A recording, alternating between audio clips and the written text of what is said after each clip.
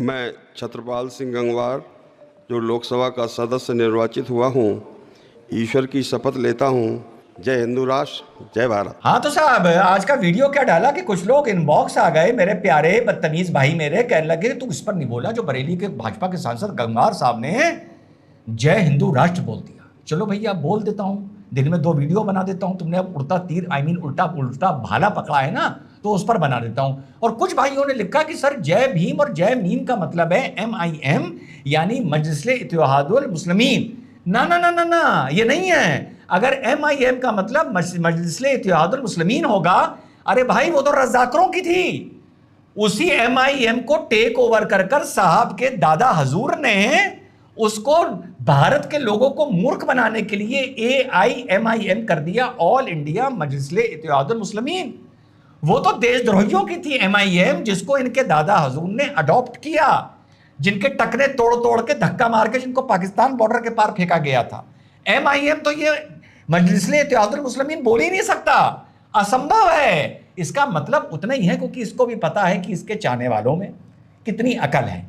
यहां पर ये मीम बस मुसलमान ही से जोड़कर देख रहे हैं। और यार फिर बता दूं, आप लोग कुछ कह रहे थे कि आप जो इसने पैलेस्टीन बोला है इस पर ज्यादा नहीं बोले। यार इसको इंग्लिश में कहा जाता है क्लैप ट्रैप। क्लैप ट्रैप समझते हो क्या होता है? क्लैप ट्रैप एक तरीका होता है कुछ ऐसी बात करना कि लोग आपकी तरफ देखने लगे, लोग आपको सुनने लगे, ठीक है? इससे ज्यादा ये कुछ नहीं है, इसका कोई ऐसा इंटेंशन नहीं है। देखो यार, हम मुसलमान भाई राजनीतिक दृष्टि से बिल्कुल यतीम हो चुके हैं, यतीम। हमारा कोई पॉलिटिकल कैरेक्टर, पॉलिटिकल आइडियोलॉजी नहीं रह गई है। मानो इस बात को। हम बच्चे की तरह हैं जो कभी किसी बॉल के पीछे भागने लगता है, कभी उसे दूसरा खिलौना दिखा दो तो वो छोड़ के वो पकड़ लेता है, फिर वो खिलौना तोड़ देता है, फिर बैट दे दो तो बैट से बॉल को शॉट मारने लगता है, फिर फुटबॉल दे दो तो बैट छोड़ के फुटबॉल के पीछे लग जाता है। हम यार इसी में खुश रहते हैं। और इसी तरह की डायलॉग बाजी से ही इसका जो चारमीनारा की गलियों का वोट बैंक है वो भी खुश रहता है। इस तरह की बकवास ना करे तो ये चारमीनार से भी चुनाव हार जाएगा, है ना? और जो देश में इसके चाहने वाले हैं वो इसकी इसी बकवास, इसकी वो USP है, इसे कुछ ना कुछ बोलना है। इसको सीरियसली मत लो। अरे जोकर है यार, कंटेंट है मेरा, इसको बिल्कुल नहीं हम से लोकसभा से बाहर जाने देंगे। तो मुद्दे पर आते हैं कि भैया जो बोला जय हिंदू राष्ट्र, चलिए साहब बड़ी आसान तरीके से आप लोगों को बता देता हूं ये हिंदू राष्ट्र का कंसेप्ट क्या है, ये आइडियोलॉजी क्या है, और क्यों ये बोलना अपनी जगह बिल्कुल सत्य है। आओ भाइयों, आप सबको समझा देता हूं कि ये हिंदू राष्ट्र बोलने का कंसेप्ट क्या है, ये इसने जन्म कैसे लेता है ये। और मैं भी मानता हूं जय हिंदू राष्ट्र मैं आराम से बोल सकता हूं अगर मैं ईमान का सच्चा हूं। अब आप शर्ट पहन लो, पैंट पहन लो, टक्सिडो पहन लो, स्कर्ट पहन लो, कोई भी टी-शर्ट पहन लो, जीन्स पहन लो, कुछ भी पहन लो, धोती पहन लो, कुछ पहन लो, शेरवानी पहन लो, बुर्खा पहन लो, आता सब ये एक शब्द के अधीन है, कपड़ा। पर आदमी कभी कभी बोल देता है कि मैं शर्ट पैंट पहनूंगा, वो ये नहीं बोलता कपड़ा पहनूंगा। क्योंकि जब एक आदमी से पूछा जाता है कि तुमने क्या पहना या तुम्हें क्या पसंद है, तो ये चीज मान के चला जाता है कि जो मूल शब्द है कपड़े की ही बात हो रही है, और कपड़े के ये अलग अलग रूप है। इसी तरह आदमी बताता है कि मैं ये खाता हूं, मैं पुलाव खाता हूं, मैं बिरयानी खाता हूं, मैं मटर पनीर खाता हूं, मैं मटर पुलाव खाता हूं, मुझे ये अच्छा लगता है, मुझे पराठा अच्छा लगता है। ये जितने भी खाने के आहार के रूप हैं ये किसके अधीन आते हैं? ये फूड के अधीन आते हैं, खाने के अधीन आते हैं। इसी तरह है भारत हिंदू राष्ट्र। हिंदू राष्ट्र भारत का मूल भाव है, मूल। इसी हिंदू राष्ट्र से जैनिज्म निकला, बुद्धिज्म निकला, सिखिज्म निकला। मूल है हिंदू राष्ट्र। और बाकी तो यहूदी हो गए, पारसी हो गए, मुसलमान हो गए, ये तो बाहर से आए हैं, ये तो बाहर से आए हैं। क्योंकि हमारा जो मूल है वो यहां का नहीं है। ये मैं उनकी बात कर रहा हूं जो मानते हैं हम बाहर से आए हैं, जो मानते हैं।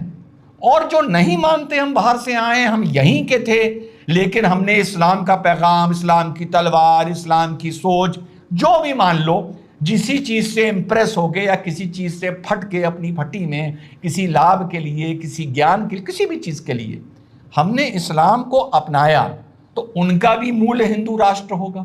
और जो बाहर से आया वो तो यार किराएदार हो गया, या आक्रांता हो गया या मेहमान हो गया, चाहे वो जितने दिन रह ले। रेंट कंट्रोल के मकानों में चाहे तुम 200 साल रह लो, कहलाते तुम किराएदारी हो। तो ये मुसलमान तय कर ले कि वो बाहर से आया है या यहां का है।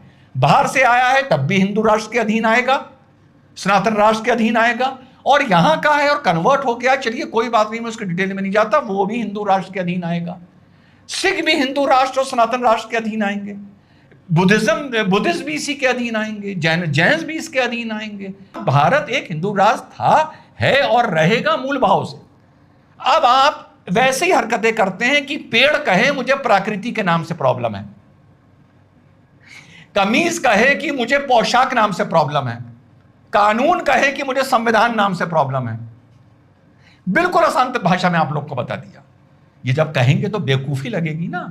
तो हिंदू राष्ट्र सनातन धर्म किसी पर नहीं थोपा जाएगा, ना सिख पे थोपा जाएगा, ना यहूदी पे थोपा जाएगा, ना पारसी पे थोपा जाएगा, ना बाहर से आने वाले आक्रांता मेहमान या जो तिजारत के लिए आए, बिजनेस के लिए आए, यहाँ पर टिक गए क्योंकि ये जगह उनको अच्छी लगी, अपनी जगह से भाग के आए, वहाँ कोई भविष्य नहीं था, चाहे वो मिडिल ईस्ट से आए, चाहे वो सेंट्रल एशिया से आए, चाहे वो यहाँ के लोग कन्वर्ट हो गए पैगाम से, डर के, सूफी से, तलवार से, अपने किसी फायदे के लिए, बहती गंगा में हाथ धोने के लिए, हुकूमत के करीब रहने के लिए, जैसे कोई आदमी ये पॉलिटिकल पार्टी छोड़ के वो पॉलिटिकल पार्टी ज्वाइन कर लेता है, ठीक है।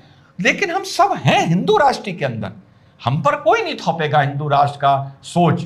लेकिन हिंदू राष्ट्र शब्द से हमें बिल्कुल नहीं परेशानी होनी चाहिए, और ये तो हमारा मूल पहचान है, या ये हमारी संस्कृति की पहचान है, या ये उस आइडियोलॉजी की, उस विचार की पहचान है जिसे अपने देश ने अपने देश में हमको जगह दी।